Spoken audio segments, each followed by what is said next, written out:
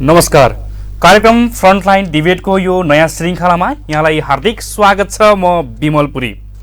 दर्शकबिन, कोरोनाको दोस्रो लहर चलिरहेको छ।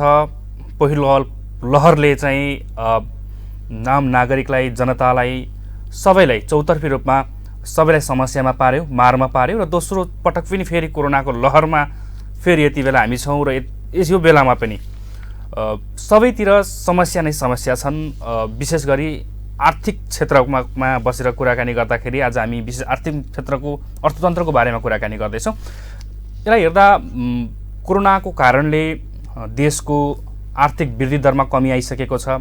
धेरैले रोजगारी गुमाएका छन्।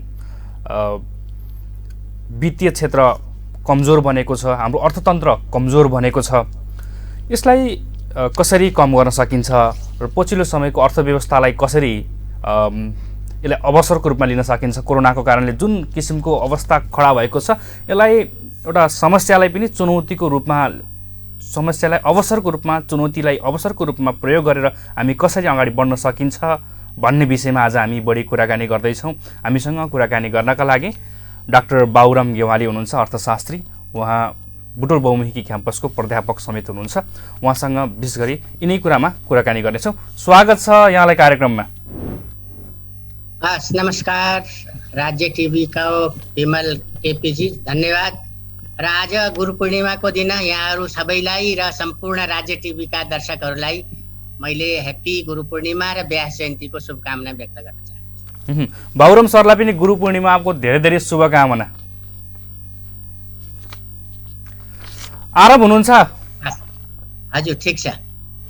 यो पछिल्लो समय जुन किसिमको महामारी आयो, महामारीपछि एउटा देशको अर्थव्यवस्था नै डामाडोल भएको अवस्था छ। यही सन्दर्भमा सरकार, केन्द्र सरकारदेखि प्रदेश सरकार, स्थानीय सरकारहरूले चाहिँ बजेट ल्याइसकेका छन्, बजेट ल्याएका छन्।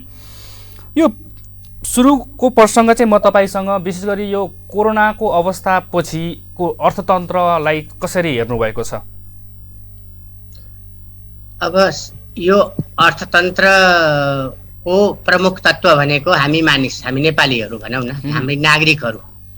र हाम्रो नागरिकहरूकोमा पहिलो चिज, चाहे अर्थशास्त्र होस्, चाहे समाजशास्त्र होस्, चाहे मनोविज्ञान होस्, व्यक्तिको स्वास्थ्य सर्वाधिक प्रमुख हुन्छ। त्यसले गर्दाखेरि महामारीमा नेपालीहरूले त्यसलाई फेस गर्न सकियो। हामी सबैले मिलेर, केही दिवंगत पनि हुनुभयो हैन, कसैलाई साइकोलोजिकल असर परेको छ, स्वास्थ्यगत असर परेको छ। यो सम्पूर्ण कुराहरूलाई हाम्रो समाजले दुईवटा लहर बेहोरिसकेको छ। र अब कोभिडको खोप पनि विभिन्न देशले, भारतबाट, चीनबाट, अमेरिकाबाट आइरहेका छन्। एज ग्रुपमा पनि अब 50 देखि माथिका प्राय सबैले लगाइसक्नु भएको छ भने विभिन्न पेशागत वर्गमा पत्रकारहरूलाई, शिक्षकहरूलाई, अब ड्राइभरहरूलाई, पुलिसमा र डाक्टरमा काम गर्ने यो सैनिक र उनीहरूलाई पनि यो खोप लागिसकेको छ। यसले गर्दाखेरि स्वास्थ्यको समस्याहरूलाई, महामारीलाई फेस गर्ने हाम्रो चाहिँ शारीरिक र मानसिक तयारी लगभग सुरुवाती चरणमा अब अलिअलि सुरुवात भएको छ। अब अन्तिम सबैले खोप पाइसकेपछि मानिसको स्वास्थ्य पहिलो चिज जुन छ, त्यो चाहिँ यो देशले, हाम्रो सरकारहरूले यसलाई चाहिँ आफ्नो जिम्मेदारीमा लिएका छन्। अब प्रश्न आउँछ कि अर्थव्यवस्थामा महामारी भएको अवस्थामा मात्रै होइन, अर्थव्यवस्था एकदमै सुचारू रूपमा चलेको बेला पनि आर्थिक मन्दी भइरहेको हुन्छ। अनि मुद्रास्फीति, मुद्रा सङ्कुचनका समस्याहरू हुन्छ। 1930 अर्थव्यवस्था राम्रै चलिरहेका थिए, त्यहाँ ठुलो मन्दी फैलिएर भयङ्कर बेरोजगारी फैलियो संसारभरि नै। यसले गर्दाखेरि अहिले त स्वास्थ्यगत कुरा आएको छ। यसले गर्दा यस अवस्थामा पनि सबै क्षेत्रहरूलाई असर परेको होइन, केही क्षेत्र असर परेका छन् भने केही क्षेत्रहरू नयाँ फ्लोरिस पनि गरेका छन्। जस्तै भनौँ, अहिले आएर सबैलाई एउटा अनुभव के भइसकेको छ भने कृषि क्षेत्र चाहिँ सबैभन्दा महत्त्वपूर्ण क्षेत्र रहेछ। कृषिका कामहरू हरेक अवस्थामा चल्दा रहेछन्। कृषिमा मूल्यमा ठुलो ओसिलेसन पनि नहुने रहेछ।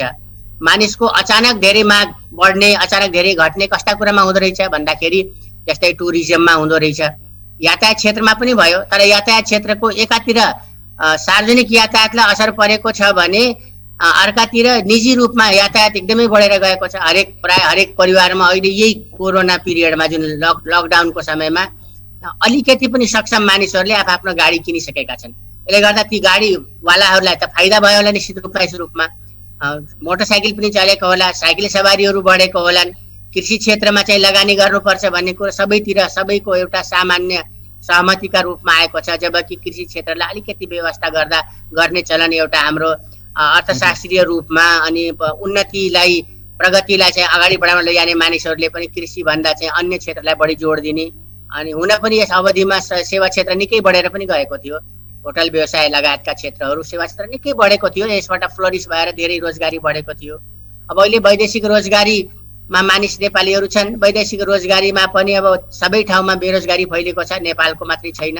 किनभने यो मन्दी जुन छ यसको प्रभाव विश्वव्यापी हुन्छ। एक त जसरी यो रोगको प्रभाव विश्वव्यापी हुन्छ त्यसै गरी मन्दीको प्रभाव पनि विश्वव्यापी हुन्छ। एउटा देशमा सुरु भएको अन्यत्र पनि सर्दै गर्छ र सबै देशहरूले यसलाई बिस्तारै यसलाई रिकभर गर्दैछन्, कोप गर्दैछन् त्यसलाई। अब आर्थिक मन्दी पछि त्यो बिस्तारै रिकभर हुन्छ, यो चाहिँ अर्थशास्त्रीय मान्यता हो। जसरी बिस्तारै हाम्रो स्वास्थ्य अवस्थाहरू रिकभर हुँदैछ भने सँगसँगै फेरि हाम्रो स्वास्थ्यको पछि आर्थिक सामाजिक अवस्थाहरू हाम्रो जनजीवन सामान्य हुँदै जानेछ र अर्थव्यवस्था पनि बिस्तारै यसलाई रिकभर हुँदै जानेछ भन्ने अर्थशास्त्रीहरू मान्दछन्। विमलजी, यो रिकभर हुन्छ भनेर भनिसक्नु भएको छ। जसरी अहिले हामीले यो समस्यालाई चाहिँ एउटा अवसरको रूपमा चाहिँ कसरी ल्याउन सकिन्छ त? अनि यो जस्तो रिकभर हुने क्रममै अवसर हुने हो। यदि यो डाउन स्विङ हुँदैछ, रिसेसनमा जान्छ भने त्यसलाई अवसर बनाउन सकिन्न।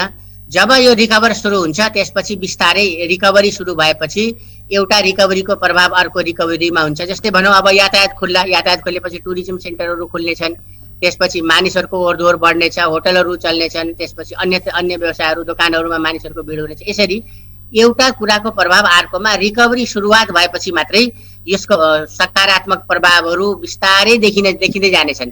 तर रिकभरी सुरुवात भएको अवस्थामा मात्रै अब अर्थशास्त्रीहरूले अब रिकभरी सुरु भयो भन्ने एउटा सामान्य समझदारी भइसकेपछि यसको भाविक अनुमान गर्न पनि सजिलो हुन्छ। तर रिकभरी चाहिँ हुन्छ। यो अर्थव्यवस्थाको सामान्य मान्यता के छ भने रिकभरी हुन्छ, किनभने स्वास्थ्यमा रिकभरी सुरुवात भएको छ, थोरै चाहिँ फरक परेको छ पहिलाभन्दा।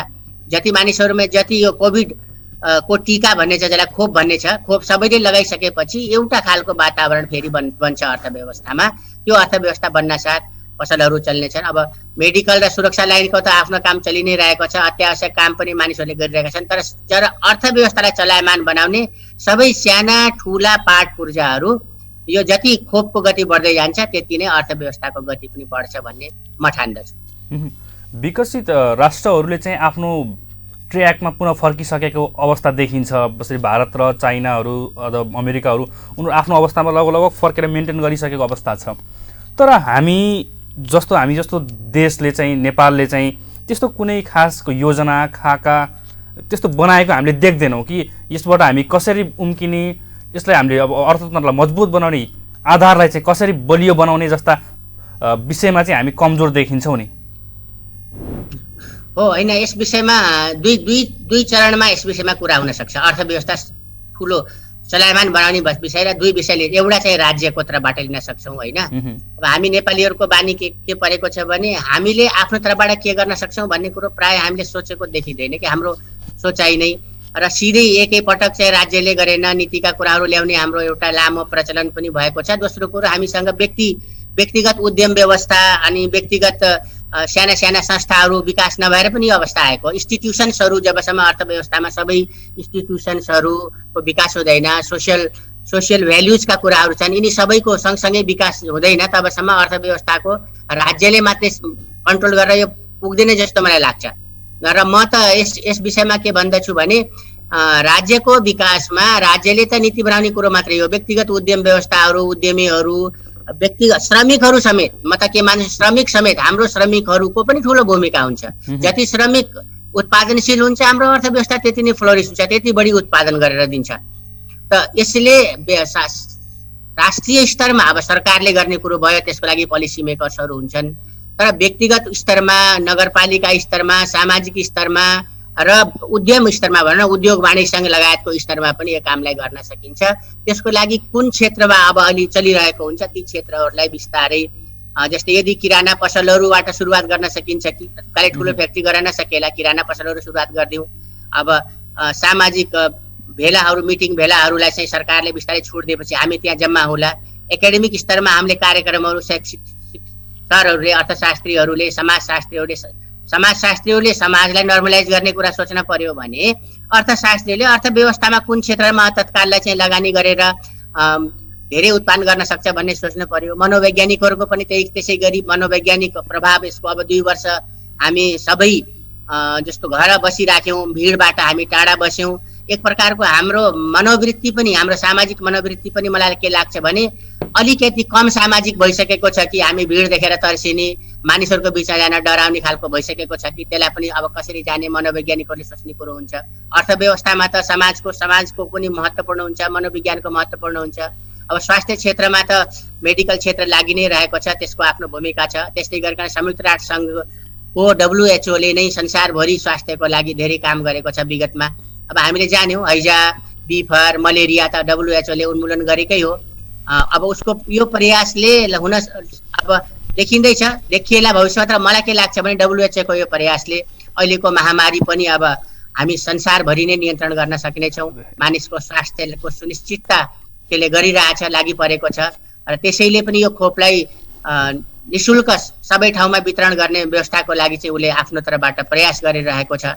अब भविष्यमा अब यो जसै खोप अब विद्यार्थी अब एउटा हाम्रो अब खोपको लागि कस्तो रह्यो भने सबैभन्दा बढी चलायमान हुनेदेखि विद्यार्थीहरू छन्। हाम्रा स्कुल लेभलका विद्यार्थीहरूलाई जुन दिन हामी खोप लगाएर सिद्ध्याउनेछौँ त्यस दिन हाम्रो अर्थव्यवस्थाको एउटा ठुलो महत्त्वपूर्ण उपलब्धि हुनेछ। विदेशमा पनि जुन ठाउँमा खोपको पूर्णता हुँदै गएको छ, जति नै खोपको पूर्णता हुँदै गएको छ त्यति नै अर्थव्यवस्था चलायमान भइरहेको छ।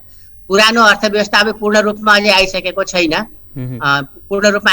तर यसबाट कतिपय क्षेत्रहरू नयाँ क्षेत्रहरूको अब के खुल्ने छन् भन्ने कुरो भविष्यमा उद्योगीहरूको दृष्टिमा अनि अर्थव्यवस्था त केवल कृषि उद्योग पर्यटन सेवा क्षेत्र जस्ता कुराहरू मात्रै गर्छ।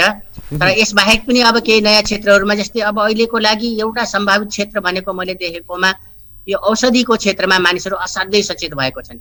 औषधीय क्षेत्रका नयाँ कुरामा पनि अब जस्तै आयुर्वेदिक बारेमा मानिसहरू सचेत भएका छन्, फिटनेसको बारेमा सचेत भएका छन्। त आयुर्वेदिक औषधि नयाँ उद्योगहरू खुल्न सक्ने, घरेलु चल्तीका औषधिको बारेमा तालिम दिन सक्ने, घरेलु चल्तीको कसैले चाहिँ अब यस विषयमा रिसर्च गर्न सक्ने र फिजिकल फिटनेस र मानसिक फिटनेसका लागि मानिसहरूले योग्य मानिसहरूले जस्तो बुटोलमै पनि अब कतिपय ट्रेनिङहरू म देखिरहेछु होइन। अब केवल व्यक्तित्व विकासको कुरो आइरहेको छैन, कसरी भाषण गर्ने भन्ने कुरो भन्दा पनि अब फिजिकल फिटनेस चाहिँ कसरी गर्ने भन्ने बारेमा चाहिँ नयाँ सोचाइ आइरहेको छ। त्यस क्षेत्रमा पनि नयाँ काम हुन सक्ने जस्तो मलाई लाग्छ विमलजी। मानिसहरू सचेत भएको अवस्था छ, यो राम्रो कुरा पनि हो हाम्रो लागि। एकचोटि सरस्वती हेर्दा सुरुको चोटि कोभिड आयो, कोरोना आउँछ भन्ने लगभग सबैलाई थाहा हुँदाहुँदै पनि आएपछि व्यापक भयो, जताततै डामाडोल बनायो। त्यसपछि हामीले त्यति बेलै चर्चा गरिसकेका थियौँ कि दोस्रो लहर आउँछ भनेर चर्चा गरिसकेको। त्यसपछि हामीले पूर्व तयारी हाम्रो एकदम कमजोर बन्न पुग्यो, त्यसको लागि हामीले तयारी गर्न सकेनौँ। वैदेशिक रोजगारमा गएका मानिसहरू पनि नेपाल फर्किए, उनीहरूलाई प्रयोग गर्न सकेनौँ। कृषि लगायतका अनेक कामहरू हामीले गर्छौँ भनेर ठुला सपनाहरू पनि बाँड्यौँ, चर्चा पनि गऱ्यौँ, बहस पनि गऱ्यौँ, तर व्यवहार त त्यो काम गरेको हामीले देख्दैनौँ। र अब फेरि अर्को लटमा चाहिँ फेरि तेस्रो लहर आउँछ भन्ने कुराहरू चर्चामा आइसकेको छ। कतिपय ठाउँमा तेस्रो लहरका केही सङ्केतहरू, केही बिरामीहरू पनि भेटिसकेका छन् नेपालभित्रै पनि। अब पनि हामीले फेरि अब के गर्ने भन्ने हामीसँग स्पष्ट खाकाहरू योजनाहरू चाहिँ देखिँदैन। यस्तो अवस्थामा हामीले हाम्रो अर्थतन्त्रलाई कसरी उकास्न सक्छौँ? अर्थतन्त्र उकास्नको लागि त मैले भने हामी दुई तरिकाले हामी गर्ने हो। अबको लागि हामीले गर्नुपर्ने, किनभने हामीले एउटा विश्वव्यापी संरचनाको कुरो गर्दैछु म। अब सन् 1990 साम्यवादको क्रियाशीलताको दार्शनिक रूपमा साम्यवाद असफल भएको होइन, तर साम्यवादको जुन प्र्याक्टिकल थियो नि त्यो असफल भयो। त्यसले गर्दाखेरि पूर्वी जर्मनीबाट त्यहाँबाट हट्यो। त साम्यवाद गइसकेपछि पुँजीवाद त पहिले नै कमजोर सिद्ध भइसकेको थियो 1930 त्यसले गर्दाखेरि एउटा अर्थशास्त्रीको दृष्टिकोणले म त के ठान्दछु भने अब हामी समाजवाद पुँजीवाद जस्ता शब्दावली छन् नि, यामिमाम पुष्पिताम वाचम भने जस्तो यो चाहिँ मिठा शब्दावलीमा मात्रै अब हामी अल्झिने समय छैन। अब हामीले यी सब कुरा छोडेर कुन क्षेत्र विकसित हुन्छ त्यो क्षेत्रलाई हामीले त्यसै रूपमा चलाउँ, चाहे त्यो सरकारमा होस् चाहे निजी रूपमा छ। जुन क्षेत्र ब्याकवार्ड हुन्छ त्यसलाई हामी छोडिदिउँ, सरकारीकरण र निजीकरण भन्दैमा त्यसलाई चाहिँ जबरजस्ती समातेर राख्न आवश्यक छैन र यी दुईटै शब्दावली हामी छोडिदिउँ। जुन क्षेत्र अर्थव्यवस्थाको, जस्तै भनौँ कि विद्युत प्राधिकरणमा चाहिँ कुलमान घिसिङजी आउन साथ राम्रो भयो त, त्यसलाई चाहिँ निजीकरण गर्ने कि सरकारीकरण गर्ने प्रश्न छैन। त्यो राम्रो छ भने जस्तोमा छ त्यो राम्रो छ। कुनै क्षेत्र निजीले राम्रो गरेको छ, यदि एजुकेसनमा जुन जुन स्कुलहरू निजीमा राम्रो चलेको छन् तिनै निजी रूपमै रहन्छन्। जुन स्कुल सरकारी रूपमा राम्रो तरिकाले क्वालिटी एजुकेसन दिइरहेछन् तिनी सरकारीमै रहन्छन्। हामी यो निजीकरण सरकारीकरण जस्ता कुरा होइन कि क्षमताकरणको कुरो गरौँ कि अब क्षमताकरण प्रत्येकले कुन आफ्नो क्यापेसिटी राम्रो पर्फर्मेन्स कस्तो देखिन्छ उसको, त्यो पर्फर्मेन्सको अनुसारले ती क्षेत्रहरूलाई चाहिँ विकास गराउँदै लैजाने हो भने अर्थव्यवस्थालाई एउटा नयाँ सिनारियो हामी हेर्न सक्छौँ कि त्यसरी चाहिँ हामी जाने कि त्यो नै एउटा उपाय छ हाम्रो। अब त्यो त सरकारी पोलिसी व्यवस्थाको कुरो भयो। मैले भने अब एउटा पोलिसी बनाउने सरकारको, नीति निर्माताको, योजनाको आयोगको कामहरू भए भने निजी क्षेत्रमा अब उद्यमीहरूले कतिपय क्षेत्रमा प्रफिट मोटिभेटेड हुन्छन् उद्यमीहरू, तर सबै उद्यमीहरू प्रफिट मोटिभेटेड पनि हुँदैनन् नि। हेर्नुहोस्, एउटा सिद्धान्त के हुन्छ भने उद्यमीले आफ्नो काम गरेको हुन्छ, त्यो नाफा पाओस् कि नपाओस्। जस्तो कसैले एउटा ठुलो फ्याक्ट्री चलाइरहेको छ, अहिले नाफा नभए पनि उसले खोल्नै पर्ने हुन्छ। कसैले ठुलो चाहिँ पसल सञ्चालन गरेको छ, एउटा चाहिँ अब ठुलो डिपार्टमेन्टल स्टोर सञ्चालन गरेको छ, नाफा भएन भन्दैमा उसले बन्द गरेर हिँड्न पनि सक्दैन। त्यस कारणले जिरो प्रफिटमा पनि र कतिपय अवस्थामा उनीहरूले लसमा पनि सञ्चालन गरेका हुन्छन्। अब ती उद्यमीहरूले निराश नभएर सबैले के गर्न पर्यो भने ती क्षेत्रमा आफ्नो लगानी जहाँ लगानी छ ती क्षेत्रमा लगानी गर्न पर्छ। अब लगानी गर्नलाई हतोत्साहन नगरेर प्रोत्साहन के गर्न सकिन्छ त्यो अर्थ मन्त्रालयले सोच्न पर्यो। तत्कालको लागि ब्याज छुट हुन सक्छ, कसैका लागि तत्कालका लागि नयाँ लोनहरू दिन सकिन्छ। उद्यमीहरूले बहुत ठुलो कुरो माग्दैनन्, उनीहरूले लोनलाई सफ्ट लोन मागेका हुन्छन् र नयाँ लोनको कुराहरू गरेका हुन्छन्। यस विषयमा उनीहरूसँग चाहिँ कुराकानी गरेर नयाँ लगानीको मतलब नयाँ लगानी या पहिलेको लगानीलाई निरन्तरता दिने। अब जस्तो अब घरमा रङ लगाइसकेको उद्यमीको लगानी त कस्तो हुन्छ भने जस्तो घरमा बाहिर रङ लगाइसकियो नि, अब त्यो रङलाई चाहिँ निकालेर हेर्न पनि सकिन्न। अब त्यो रङले काम गरेन, अब के गर्ने त भने त्यही रङमा त्यसै खालको अर्को रङ लगाएर पोतेर अलि राम्रो बनाउनु पर्ने हुन्छ। त्यसै गरी जुन लगानीकर्ताहरू छन् र उनीहरूले आफ्नो उद्यमलाई अहिले चाहिँ अप्ठ्यारोमा चलाइरहेका छन्, उनीहरूलाई सजिलो गरी 1 वर्षको लागि थप सुविधा दिन सकिन्छ कि 6 महिनालाई सकिन्छ कि अझै अथवा बढीलाई सकिन्छ कि यस विषयमा नीति बनाएर उद्यमीहरूसँग कुरा गर्ने भने पुराना लगानीहरू उद्यमी व्यवस्थाहरू सञ्चालन हुन सुरुवात भइ नै हाल्छन्। नयाँ क्षेत्रलाई त तत्कालको लागि चाहिँ नयाँ क्षेत्र ल्याउनेहरूले त आफै पनि इनोभेटर हुन्छन्। नयाँ क्षेत्रमा लगानी गर्नेहरू प्राय नाफा नै कमाउने हुन्छन् भन्ने मान्यता छ अर्थशास्त्रमा। यो गत सरकारले, अघिल्लो सरकारले पनि स्वास्थ्य क्षेत्रलाई बढी प्राथमिकता राखेर नै बजेट बनायो। प्रदेशदेखि केन्द्र स्थानीय तहहरूमा नै देखियो र पछिल्लो समय अहिले नयाँ सरकारले पनि लगभग कोरोना खोपलाई चाहिँ बढी प्राथमिकतामा राखेको देखिन्छ। यो एक किसिमले कोरोना खोपलाई अथवा स्वास्थ्य क्षेत्रलाई चाहिँ ठुलो महत्त्व दिइएको छ र दिनु पनि पर्छ यो अवस्थामा। तर सँगसँगै जोडिएका जुन हाम्रो अर्थतन्त्रका मूल स्तम्भको रूपमा नेपालको पर्यटन, कृषि, उद्योग, व्यवसाय यी क्षेत्रहरू चाहिँ फेरि अलि ओझेलमा परेको हो कि देखिन्छ, ओझेलमा पारे जस्तो देखिन्छ। त्यसैले यसलाई चाहिँ कसरी हेर्ने, सबै समानुपातिक तरिकाले विकासका लागि चाहिँ अबको बजेटले कति सम्बोधन गर्न सके? म थोरै बजेटको बारेमा चर्चा गर्न चाहन्छु। अहिलेको बजेटलाई कसरी हेर्नुभयो? बजेट त जुन अध्यादेशबाट आएको बजेट थियो के अरे, अब त्यसलाई चाहिँ सरकारले मुख्यतः कोरोना महामारीमा दिएको छ र मलाई लाग्छ कि महामारीलाई फोकस गर्नु त ठिक हो। सबैको माग पनि त्यही हो, सबै चाहन्छन् सबैलाई खोप लगाइयोस्। तर सँगसँगै मलाई चाहिँ यसमा एउटा केही कुरा थप्न मन लाग्यो भने यदि हामीले स्वास्थ्यलाई र अर्थव्यवस्थालाई सँगसँगै लैजाने भने स्वास्थ्य क्षेत्रमा काम गर्नेहरूलाई त अब सक्रिय छन्, उनीहरूको आफ्नो सक्रियता रहन्छ, त्यो पनि अर्थव्यवस्था हो नि। स्वास्थ्य क्षेत्रको सक्रियता पनि अर्थव्यवस्थाको एउटा भाग हुन्छ।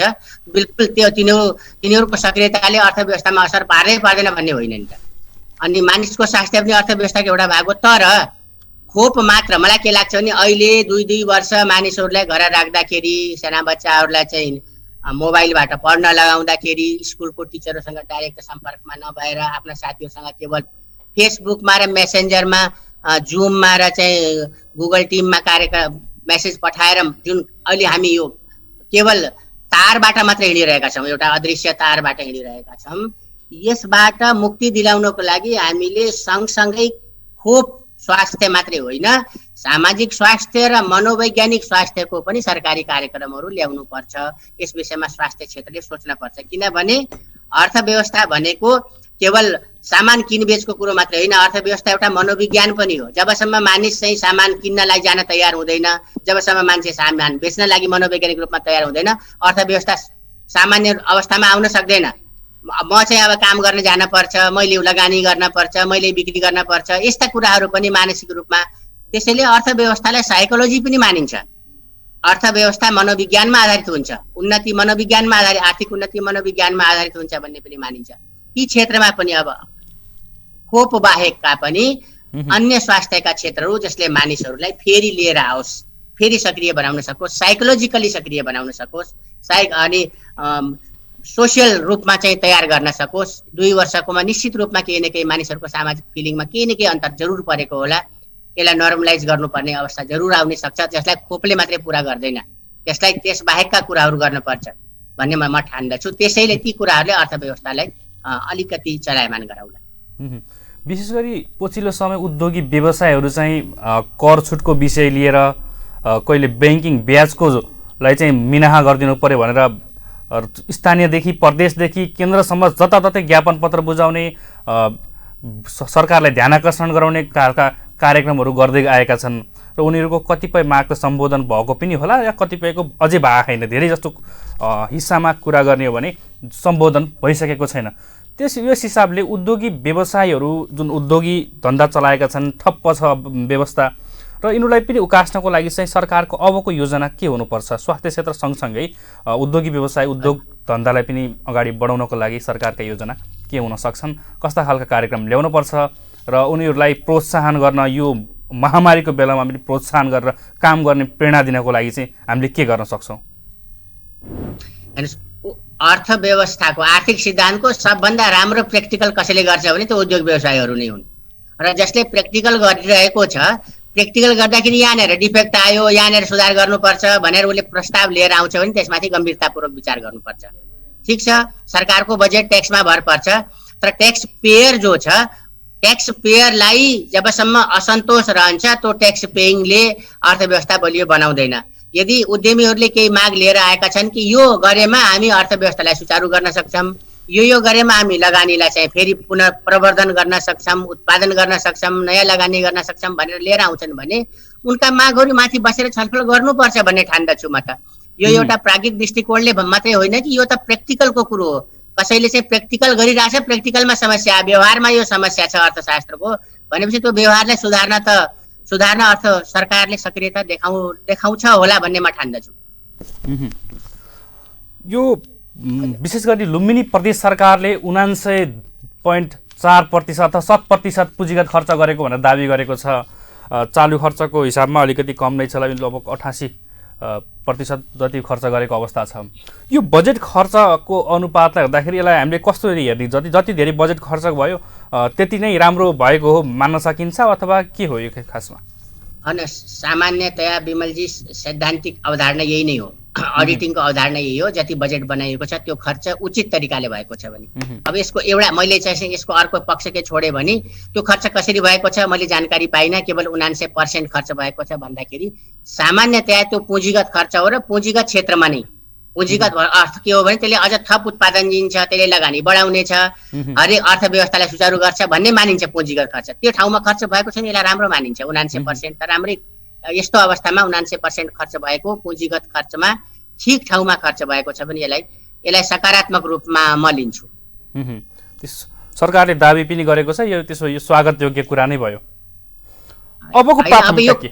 अब हाम्रो प्राथमिकता यति बेलासम्म हामी कुरा पनि उचित ठाउँमा खर्च भएको, उचित ठाउँमा भएको छ भने त्यसले सकारात्मक सन्देश दिन्छ। हामीले स्वागत गर्नै पर्दैन, उसले अर्थव्यवस्थालाई चलायमान बनाइहाल्छ, आपस्या प्रभाव उसको देखिन्छ। यो लुम्बिनी प्रदेशबाट देशका अन्य प्रदेशहरूले लगायत अब केन्द्र सरकारले पनि सिक्नुपर्ने कुरा त देखियो त यो।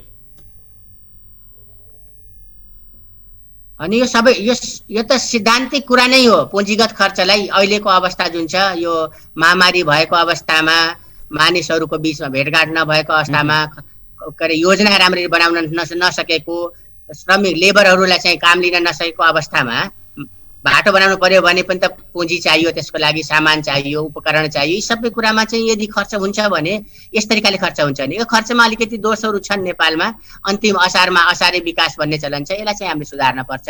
तर आफ्नो बजेट अनुसार खर्च हुनु अर्थव्यवस्थाको लागि राम्रो सङ्केतको रूपमा लिइन्छ र यो ठिक मानिन्छ। यसलाई सङ्केत भन्नुभन्दा नि यो नै हो तरिका, गर्नुपर्ने नै त्यही हो। यसलाई यदि ठिक ठाउँमा खर्च भने यसले सकारात्मक प्रतिफल दिन्छ। जसरी अहिले प्रदेश लगायत केन्द्र सरकारले पनि ऋण काटेर चाहिँ बजेटलाई चाहिँ ठुलो सङ्ख्या, ठुलो बजेट बनाउने देखिएको छ। वैदेशिक ऋण ल्याउने, विश्व ब्याङ्क लगायत अन्य ठाउँबाट ऋण काटेर बजेटलाई बढाउने चाहिँ यो कस्तो देख्नुहुन्छ यसलाई चाहिँ? अनि ऋण कतिपय क्षेत्रमा त हामीसँग पुँजी हुँदैन, ऋण त लिन पर्ने हुन्छ। तर त्यो ऋण कस्तो छ त्यसमा भर पर्छ। ऋणहरू पनि अलि कडा शर्तका ऋणहरू पनि हुन्छन्, अनि सफ्ट शर्तका ऋणहरू हुन्छन्। अब त्यो ऋण लिनेले मैले कसैसँग ऋण लिन्छु भने मैले नै सोच्ने पर्ने कुरा हो कि यो ऋणलाई मैले यसरी तिर्न सक्छु भनेर सोचेर ऋण लिने हो मैले। यदि त्यो जिम्मेवारीमा ऋण लिन्छु मैले भनेदेखि त्यो सकारात्मक हो। अहिले ऋणम कृत्वा घृतम पिबेत यावत जीवेत सुखम पिबेत भन्नेको सिद्धान्तबाट ऋण लिइन्छ भने फेरि त्यसलाई त्यति राम्रो चाहिँ मानिँदैन। ऋण लिएर घिउ खाने सिद्धान्त चाहिँ राम्रो होइन सुख खोज्ने। तर ऋण लिएर लगानी क्षेत्रमा लगानी गर्नु, पुँजीगत क्षेत्रमा लगानी गरिन्छ भने त्यो चाहिँ सकारात्मक लिइन्छ। तर चाहिँ अब त्यसलाई ऋण लिएपछि त्यसलाई समयमा तिर्नुपर्छ, किस्ता हुन्छ, ब्याज हुन्छ, त्यसको व्यवस्थापन कसरी गरिन्छ त्यसमा पनि भर पर्छ। ऋण लिने र तिर्ने, ऋण लिने कुरो मात्रै हुन्न, ऋण त तिर्ने कुरा पनि हुन्छ।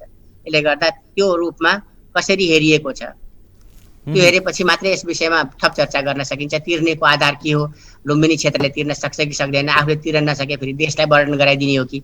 मानव भोलि लुम्बिनीले तिर्न सकेन ऋण, यो त एउटा सामान्य एउटा इकाइ न हो हाम्रो देशको। यसको अन्तिम भार फेरि केन्द्र सरकारलाई पर्छ, ऊ जिम्मेवार हुन्छ।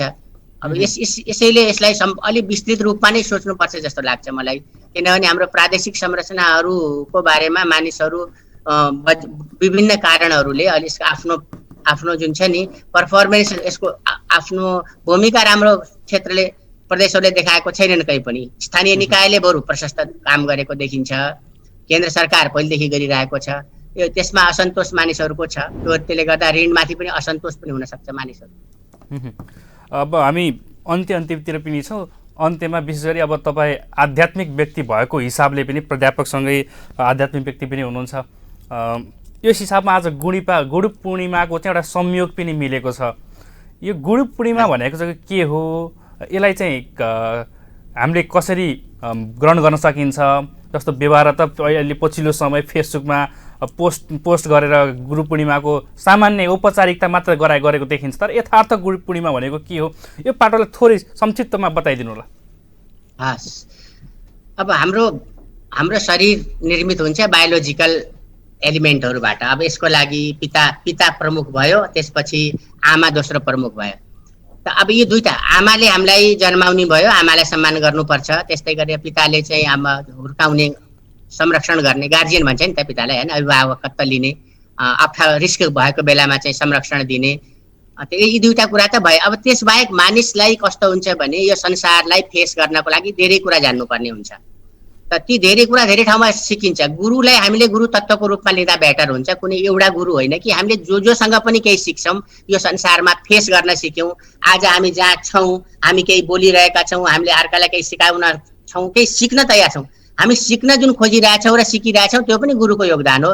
त्यसले गर्दा गुरु तत्त्वलाई हामीले सम्मान गर्नुपर्छ र जसबाट पनि केही सिकिन्छ नि त्यसलाई हामीले एउटा आफूभित्र एउटा श्रद्धाको भावना राख्नुपर्छ। तर गुरु परम्पराको कुरा गर्ने भने वेद व्यासलाई चाहिँ गुरु पूर्णिमाको दिन मानिन्छ। किनभने वेद व्यासले लेखेको भनेको भन्दा, भनौँ न, महाभारत र यो पुराणहरू भन्दा बाहेक आज कोही पनि कुनै पनि क्षेत्रमा, धर्म अर्थ काम र मोक्षको क्षेत्रमा पनि त्योभन्दा बाहेक केही पनि छैन।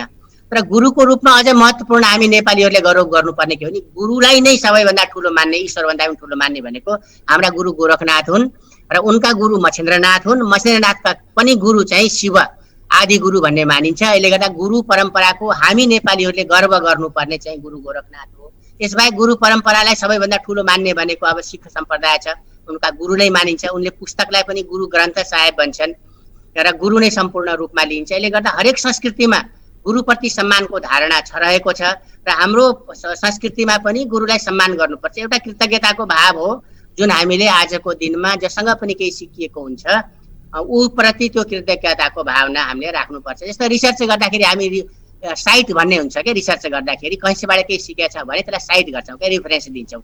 त्यो रिफरेन्स दिने भनेको के हो त भन्दा त्यो गुरुप्रति जो प्रति सिक्यौँ त्यो प्रति सम्मान दिएको। जसले यो गर्दैन त्यो चिटिङ मानिन्छ, धोका गर्छ रिसर्चमा, त्यसलाई खराब मानिन्छ, चोरी गरेको मानिन्छ। साइट गरियो भने त्यो नैतिक मानिन्छ। त यो चाहिँ हाम्रो सामान्य जीवनको पनि सिद्धान्त हो। जसँग पनि केही सिकिन्छ त्यो प्रति हामी कृतज्ञ रहनुपर्छ। बोल्दै हिँड्न आवश्यक छैन र मनमा ऊप्रति हामी एउटा श्रद्धाको भावना कि मैले फलानासँग यति कुरो सिकेको थिएँ, यो चाहिँ आफ्नो मनमा चाहिँ त्यो कृतज्ञताको भावना रहिराख्यो भने मान्छेमा शील रहन्छ, ज्ञान चाहिँ उसको ज्ञान पवित्र रहन्छ। आजको दिनको सन्देश यही हो विमलजी। हस् डाक्टर साहब, समयको लागि धेरै धेरै धन्यवाद। हस्, खुसी लाग्यो। ल तपाईँहरू सबैलाई फेरि पनि आजको दिनको शुभकामना, गुरु पूर्णिमा र व्यास जयन्ती शुभकामना। नमस्कार। हस् दर्शकबिन, हामीसँग डाक्टर बाबुराम गेवाली हुनुहुन्थ्यो।